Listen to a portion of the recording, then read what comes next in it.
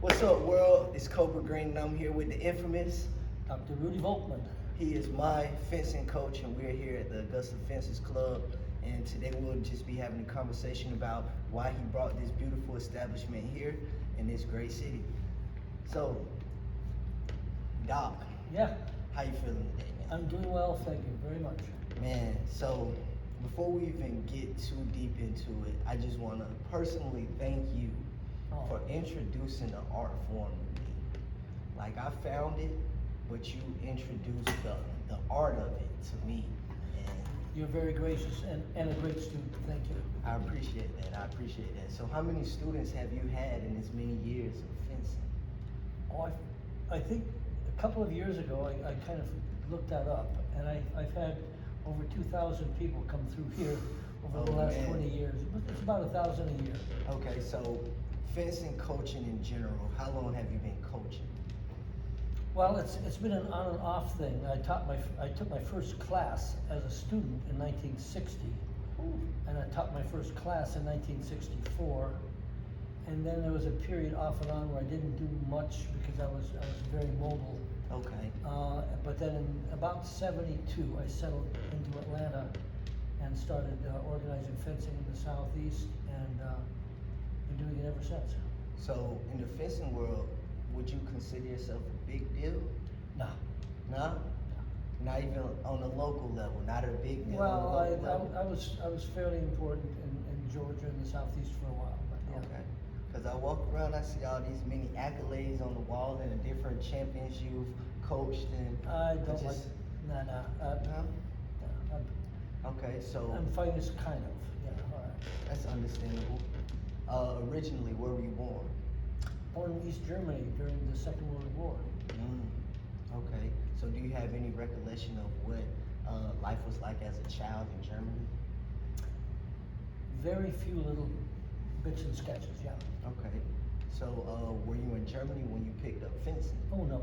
I was in college. I was 17 and a college sophomore. Okay. So when did you graduate high school if you was a sophomore? I was 16. 16? Okay. So you picked up fencing. When would you say you were actually good at your craft after picking it? I'm still learning. Okay. And I like to think that every day, for a long time, I've gotten old, so I'm not getting much better anymore. I'm getting better at teaching every day, I hope. But I think probably as a real fencer, I'm thinking somewhere in the early 1980s. Okay. And then I picked it up again as a competitor after my first open heart surgery, and got good again. Ended up fencing in my age group, and ended up third in the world. So that wasn't bad. Okay. So you've been doing it for some time. You started in East Germany. You picked it up along the way in college. What made you want to start the Augusta Fencers Club? After I took my first fencing class in 1960, the bug just hit. I've been a fencer ever since. And the other thing about me is that I love to teach. I'm happy to teach anything I know in any field that I know. And I've written several books on fencing. I love teaching fencing. So I've always taught some class or some student or something almost everywhere I've ever been.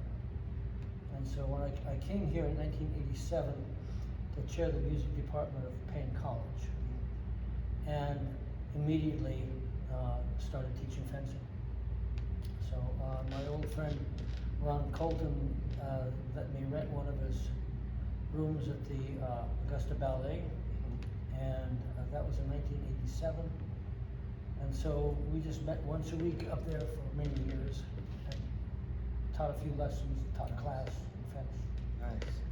Okay. Then when I retired from Payne in 2000, another friend locally, Mike Gillespie, rented me the top floor of a building on 9th Street.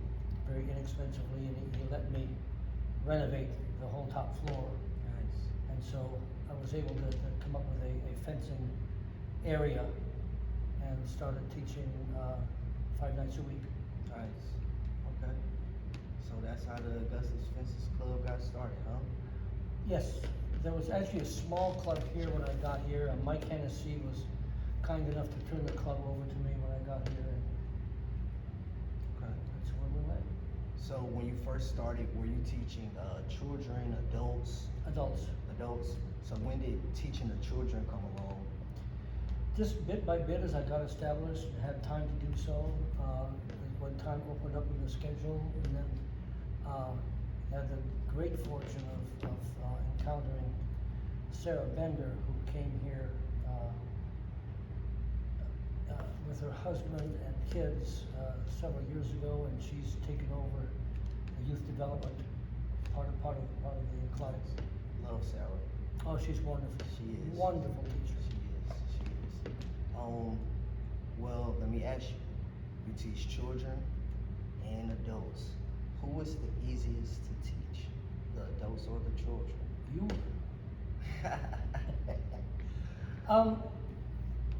It all depends. I have one student right now who is very young, and he's just so taken by the game and so into learning. He's just a joy to teach. The wanting to be taught is probably the most important aspect of being a fencing student. And it makes students who want to be taught are clearly the joys to work with. It's not for everybody. It's a very, very complicated game. It develops an enormous amount of physical coordination, physical acuity, hand-eye coordination. You have to be able to think fast. And it's not for everyone. I mean, and that's fine. I teach a lot about fencing as I'm teaching fencing. And for those who don't want to continue to compete, at least they know something about the game. So there have been some standouts over the past.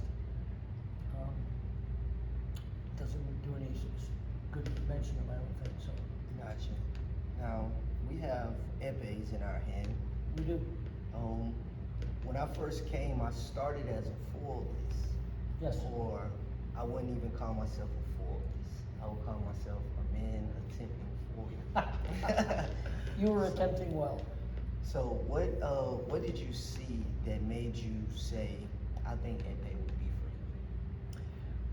There are 3 weapons, and they all have very different strategies and ways of going about utilizing the weapons in confronting an opponent. And one of our jobs as fencing masters is to try to match the personality, the basic root personality of the fencer to the weapon. Right. And you just struck me because of your reactions to being attacked as much more inclined to be an epee than a foilless. Okay. Completely understand. And naturally, I thought foil until I understood the actual rules of the gameplay. I thought foil would be for me until I got into epee and realized you have a natural tendency, as all good epees do, to counterattack rather than defend yourself if you're attacked. And that's the basic tenet of epee fencing. First, because of the nature of the scoring equipment and how it's scored and so forth, the quick counterattack and then to get out of distance is just a basic part, maybe the most basic part of the game in terms of strategy. And that's what you do. We had to unlearn that for you to fence foil.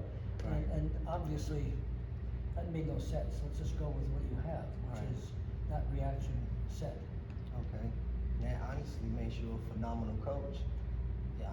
does because you could see it early before someone kind of picks up all of these different traits of this one craft. You can spot it early and kind of lead them in a good direction when they come in. That's what we try to do. That's fantastic. And that's the Fences Club. I just have one more question. Actually, two more questions, and we'll sum it up because I know we got to get to work.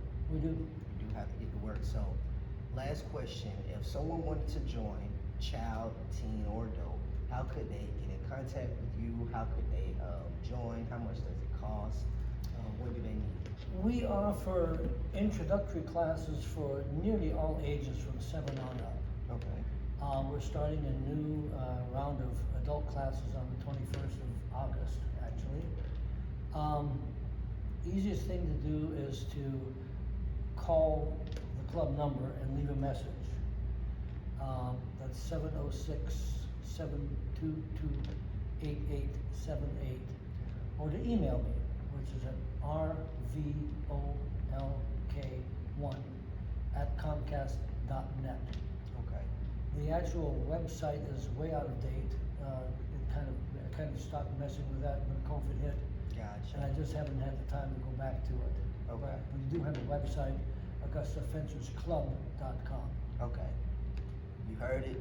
If you want to get in contact, you give him a call at this current number, or you can email him at rvolk1@comcast.net. at comcast.net. Now, for my final question, Uh-oh. who is your next champion? You. You heard it here first. This has been Cobra Green and the phenomenal, infamous Oh dear. Dr.